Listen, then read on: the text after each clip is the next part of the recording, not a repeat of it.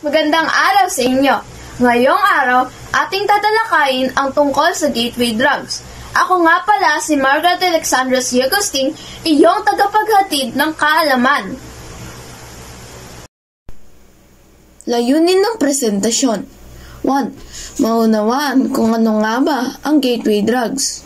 Number 2. Ano-ano ang mga halimbawa ng gateway drugs. Number 3. Mga epekto nito at paano ito may iwasan. Ano nga ba ang gateway drugs? Ang gateway drugs ay mga sangkap na madalas na ginagamit bilang panimula sa paggamit ng mas mapanganib na droga. Ang teorya ay nagsasabi na ang paggamit ng mga ito ay maaaring magbukas ng daan sa paggamit ng mas malalakas na droga dahil sa kanilang mga epekto sa utak at sa pagiging madaling makuha. Mga halimbawa ng gateway drugs. Caffeine o kapena.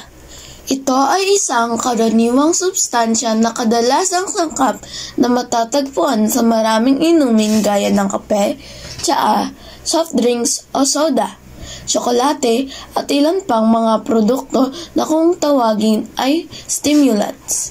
Ito ay nagbibigay ng karagdagang enerhiya at pansamantalang tulong sa pagiging alerto o gising sa mahabang oras dahil sa dami ng dapat tapusing trabaho. Nikotina. Ito ay isang alkaloid na matatagpuan sa nightshade plants, partikular sa tobacco plant, na tinatawag ding nikotina. Ang ibang nightshade plants gaya ng patatas, kamatis at talong ay mayroon ding nikotina, ngunit mas mababa ang nilalaman nito kung ihahambing sa tabako. Ang nikotina ay matatagpuan sa sigarilyo at iba pang mga produkto. Ang bawat piraso ng sigarilyo ay tinatayang may 1 mg na nikotina.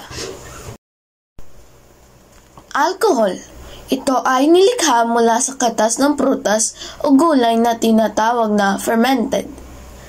Ang alcohol ay parang tubig o kristal dahil sa puti nitong kulay.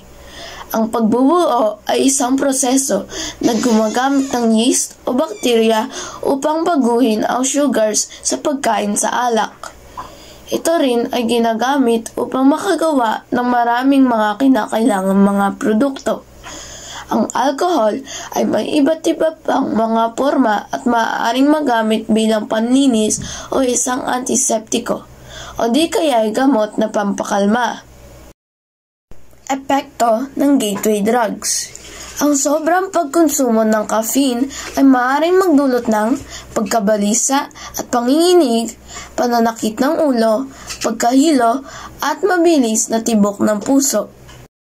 Ang maaaring epekto ng nicotine ay nagiging sanhi ng alta presyon, posibilidad na atake sa puso at nagdudulot ng cancer o lung cancer. Pinapataas rin ito ang panganib ng stroke. Ang sobrang pagkonsumo naman sa alcohol ay maaaring magdulot ng pagkalito sa pag-iisip, pagsusuka, seizure, mabagal na tibok ng puso, pag-iwas at paghahanap ng tulong. Ang edukasyon ang pinakamahalagang sandata. Kailangan natin turuan ang ating mga sarili tungkol sa mga panganib nito. Ang suporta ng pamilya at komunidad ay napakahalaga rin. Kung kayo o ang inyong kakilala ay may problema sa paggamit ng droga, huwag mag-atubiling humingi ng tulong.